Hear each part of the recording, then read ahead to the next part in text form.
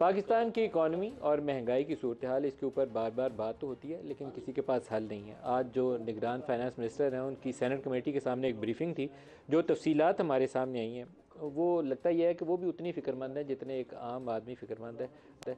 अब सबसे बड़ा जो हमारे लिए और उनके लिए भी चैलेंज होगा कि उनके पास कोई प्लान, कोई हिकमत अमली, कोई स्ट्रैटेजी होनी चाहिए इससे निकलने के लिए।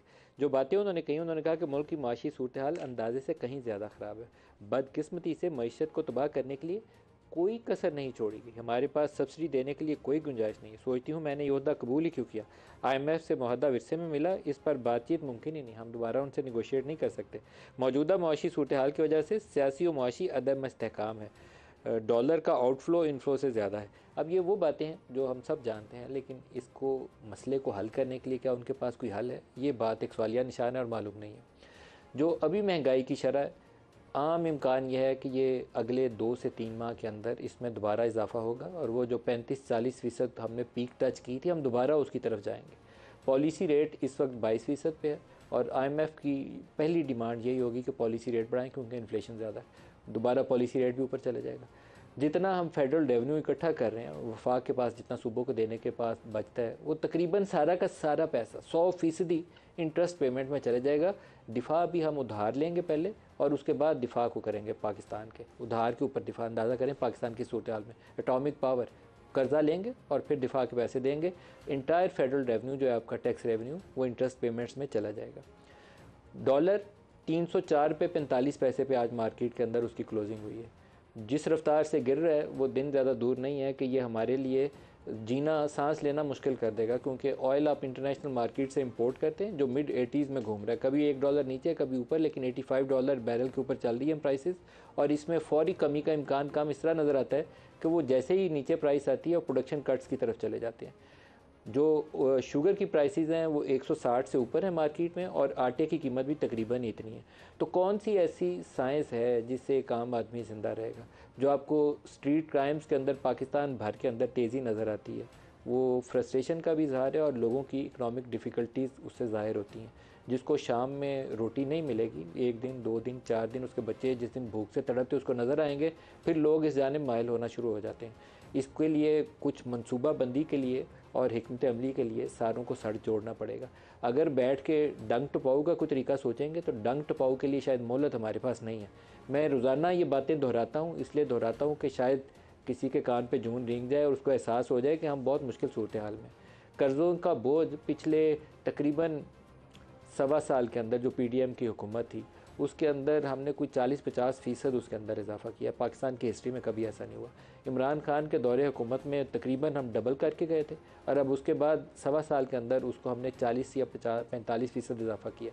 अगर अगला साल 1.5 साल इसी नहज पे हम रहे कि रुपया गिरता गया, इन्फ्लेशन बढ़ता गया और हम कर्ज़े ले लेकर 25% पॉलिसी रेट के ऊपर इंटरेस्ट पेमेंट करते रहे, तो ये जो 77 बिलियन के करीब आई है gross public debt and liabilities, ये ज़्यादा वक्त दूर नहीं होगा कि ये 77,000 की बजाय 1 लाख अरब पे पहुंच जाएगी।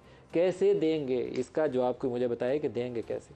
डॉलर आप बताते हैं कि इनफ्लोज कम है, आउटफ्लोज ज़्यादा है। ये जब से मैं एटलीस्ट इस प्रोफेशन में आया हूँ तो मैं इस बात से वाकिफ़ हूँ कि पाकिस्तान इंपोर्ट्स ज़्यादा कर रहा है, एक्सपोर्ट्स कम कर रहा है। इन्वेस्टमेंट क्यों नहीं होती? क्योंकि political instability, law and order situation है। कभी वॉर और टेरर हमारे इलाके में आ जाती है, आपके पास इन्वेस्टमेंट नहीं आती। लेकिन पोलिटिकल इंस्टेबिलिटी को तो हम कंट्रोल कर सकते थे। जो हुकूमतें बनाने और गिराने का पाकिस्तान में एक 15-20 साल से एक मंसूबा चल रहा है और उस 15-20 साल के अंदर जुडिशरी उसके अंदर प्लेयर है, एस्टेब्लिशमेंट उसके अंदर प्लेयर है। सियासी जो हमारे बड़े बड़े लीडर हैं वो हुकूमत पाने की खातिर सीढ़ी लगाने के लिए एस्टेब्लिशमेंट और जुडिशरी का कंधा इस्तेमाल करते हैं। जब बाहर गिरते हैं तो शोर मचाते हैं। क्या इस चीज़ को हम बंद करके आगे एक महज़ब तरीके से आगे नहीं बढ़ सकते? लोगों के मसाइल के ऊपर तवज्जो देकर उनकी दुख और तकलीफ़ों को कम करने के लिए कोशा नहीं हो सकते? जब तक हम उस तरफ नहीं आएंगे हमारे पास कोई हल नहीं और हम इन मुश्किलात का शिकार होते रहेंगे और हमारी मुश्किलात में इजाफा होता रहेगा।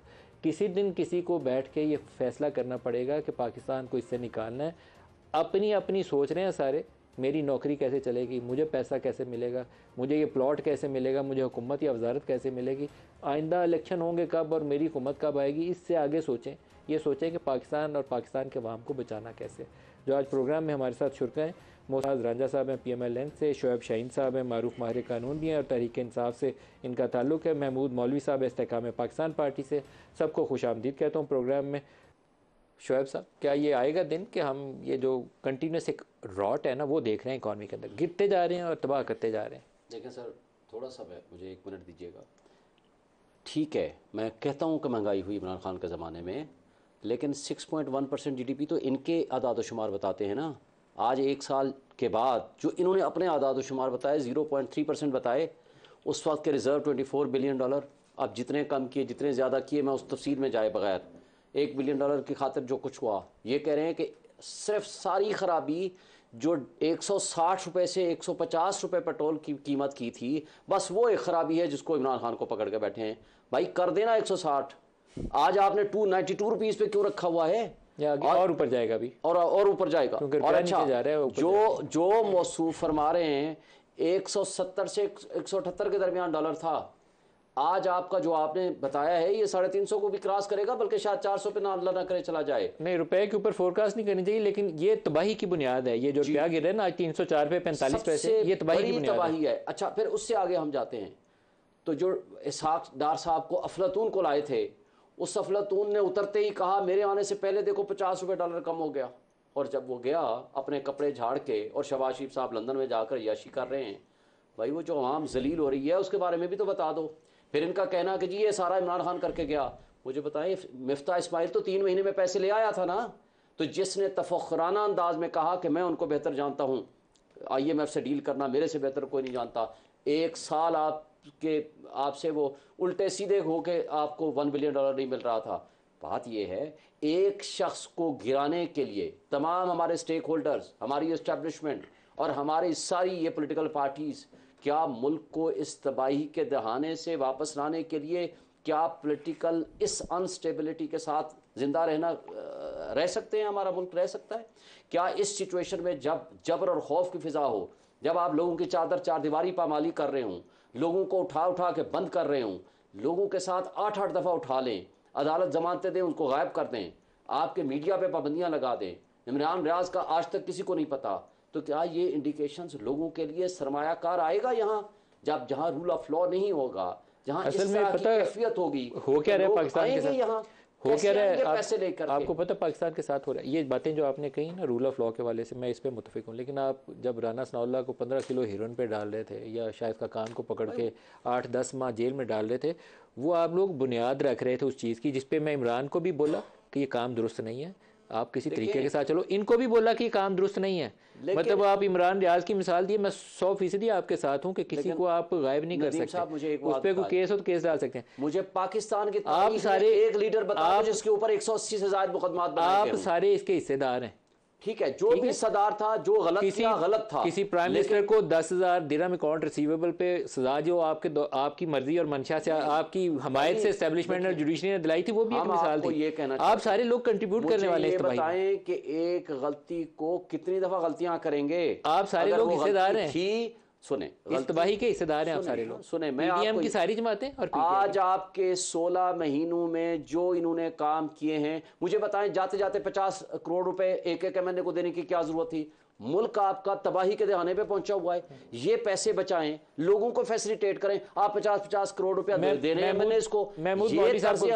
सर ये तर्ज अमल कभी गवर्नेंस का नहीं होता। इमरान खान ने, आपको पता लिमिट इंक्रीज इमरान खान ने की थी। देखें वो मुल्क गुड गवर्नेंस इमरान खान की थी। चल